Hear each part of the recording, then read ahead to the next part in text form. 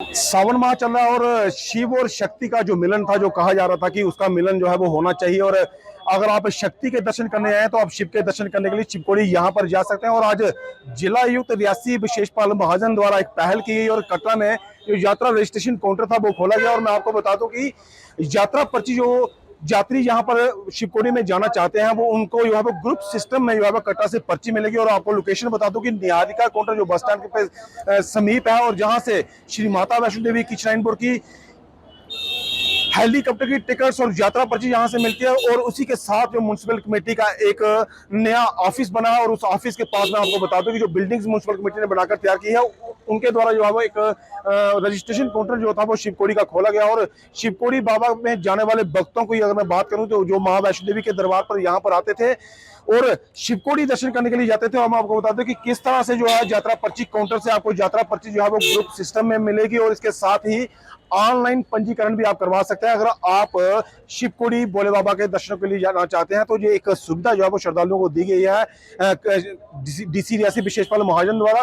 क्योंकि बहुत से यात्री जो थे उनको इंक्वायरी में पता नहीं लगता था कि उनको शिवकोड़ी जाना होता था, तो वो कहीं ना कहीं उनको मुसीबत इस चीज को लेकर आती थी कि रजिस्ट्रेशन हो सकती है कि नहीं हो सकती है, जहां टाइमिंग क्या रहेगी। इससे काउंटर के खुलने के बाद जो है वो हर तरह की जो है वो सुविधा जो है वो श्रद्धालुओं को दी जाएगी। और हम आपको बता दें कि आज जो है वो पंजीकरण जो था वो आज पहला पंजीकरण जो कटरा का ऑफलाइन हो चुका है। और उनके साथ मैं आपको बात बता दूं कि बंगाल के जो श्रद्धालु थे उनका पहला पंजीकरण हुआ और पंजीकरण के साथ उन्होंने अपने परिजनों की जो है वो पर्ची ली हुई। और इसके साथ ही वो वहां पर जाकर भोले बाबा के दर्शन कर सकते हैं। क्योंकि सावन माह की अगर बात की जाए तो सावन माह में हर भोले बाबा के दरबार में हर भोले बाबा के दर्शन के लिए श्रद्धालु जो माता वैष्णो देवी के दरबार में पहुंचते हैं तो कटरा के साथ लगते जितने भी शिव मंदिर हैं वो वहां जाना चाहते हैं। और शिवकोड़ी जो जिला रियासी में समीप और कटरा से 86 किलोमीटर की दूरी पर है। और एक पंजीकरण काउंटर खोलकर आज जो श्रद्धालुओं को वह जिला युक्त द्वारा जो है वो एक पहल की गई है कि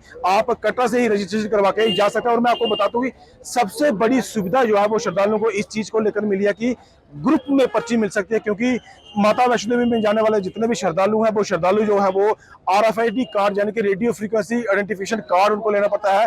पूरे परिजन अगर 6 लोग आए हुए हैं तो 6 लोगों को लाइन में लगना पड़ता है, चाहे बुजुर्ग हो बच्चा हो। मगर इसमें ये नहीं है, इसमें एक सुविधा दी गई है।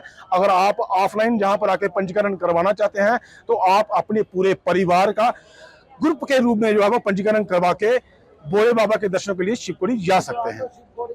कटरा में खोला है शिवकोड़ी का, पंजीकरण कितना होगा और वैलिडिटी टाइमिंग क्या रहेगा इस पंजीकरण का? देखिए, शिवकोड़ी श्राइन आप जानते हैं यात्री बढ़ रहे हैं, एक तो उनको फैसिलिटेट करने के लिए इससे बेहतर जगह मुझे लगी नहीं। दूसरा, हम एक ऐप पे ऊपर और एक ऑनलाइन सिस्टम पे काम कर रहे हैं जिसमें कि यात्रा पंजीकरण टोटली ऑनलाइन हो जाए।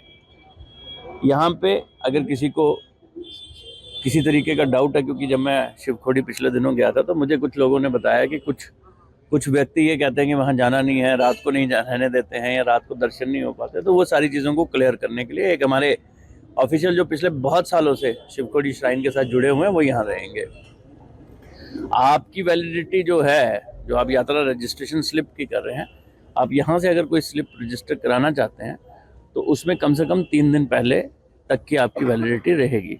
लेकिन ऑनलाइन में हम ये प्रोविज़न दे रहे हैं कि अगर आप अपने घर पे अपने मोबाइल से जब वो हमारा ऐप तैयार हो जाएगा वो करेंगे तो हमें, आप 6 दिन पहले भी करेंगे तो हमें डेट वाइज पता होगा कि हमारे पास कितने यात्री आ रहे हैं और हमने यात्रा को कैसे हैंडल करना। That is one aspect. दूसरा एस्पेक्ट ये है कि यात्रा को बेहतर बनाने के लिए और सिक्योरिटी के इंतजामों को और पुख्ता करने के लिए हमारी कोशिश है कि हर व्यक्ति का आधार, प्रेफरेबली आधार, उसके अलावा कोई भी आइडेंटिफिकेशन जो 8-9 आइडेंटिफिकेशन इलेक्शन में यूज़ होते हैं वो हों। तो एक व्यक्ति 5 लोगों को अपने साथ रजिस्टर कर सकता है, लेकिन पांचों के लाइव फ़ोटो होने चाहिए, अपना आधार कार्ड होना चाहिए, आपका मोबाइल नंबर होना चाहिए, ताकि हम जाने, हमें पता हो कि हमारे यहाँ पे दर्शन करके कौन आया था और कौन करके गया है, जस्ट इन केस अगर हमें किसी चीज़ की भी ज़रूरत पड़े। ये बात है जैसे कि इंफॉर्मेशन है कि ये बिल्डिंग जो है कहीं ना कहीं नियर फ्यूचर में उस जोन में ऑक्शन होने जाएगी। इसके बाद जो यात्रा रजिस्ट्रेशन काउंटर जो है शिवकोड़ी का, हमारा रजिस्ट्रेशन काउंटर इसी एरिया के विसिनिटी में रहेगा।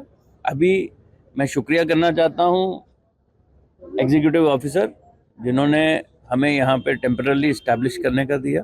पैरा फेरी लैन दो लोगों का, people will come to know, this will help them. We will have our yatra registration counter at the bus stand only. वो हम स्पेस आइडेंटिफाई कर चुके हैं, वहाँ पे एक स्ट्रक्चर बनाना पड़ेगा या कोई एक ऐसा टेम्पररी शेड बनेगा जिससे आपके लोग जो हैं वो वहाँ पे आके किसी भी तरीके की इन्फॉर्मेशन चाहेंगे वो उनको मिल जाएगी।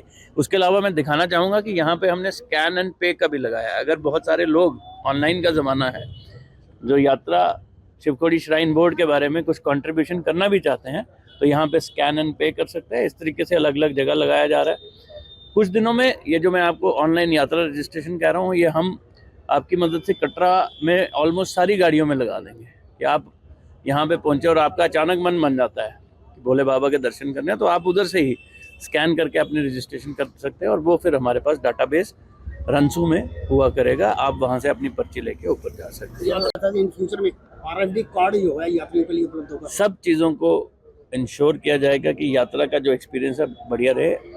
पिछले साल हमारे पास लगभग 20 लाख के करीब पिलग्रिम्स आए थे।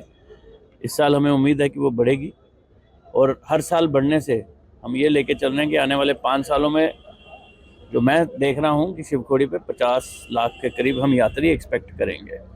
ये भी बताता चलूँ कि हेलीपैड का काम 2-3 दिनों में शुरू हो जाएगा और जैसे ही उसका नींव का पत्थर रखा जाएगा आप सबको हम ज़रूर उसमें इनवाइट करेंगे उस पूजा में। उसके अलावा एक अल्टरनेटिव ट्रैक भी शिवखोड़ी ट्रैक के साथ बनाया जा रहा है। वो पैरेलल ट्रैक इसलिए भी बनाया जा रहा है, थोड़ा बड़ा ट्रैक होगा, वो मदद करेगा यात्रा के आने जाने में और आने वाले टाइम को 5, 10, 20 साल देख के उसको बनाया जा रहा है कि यात्रियों को किसी भी तरीके की कोई कठिनाई ना हो।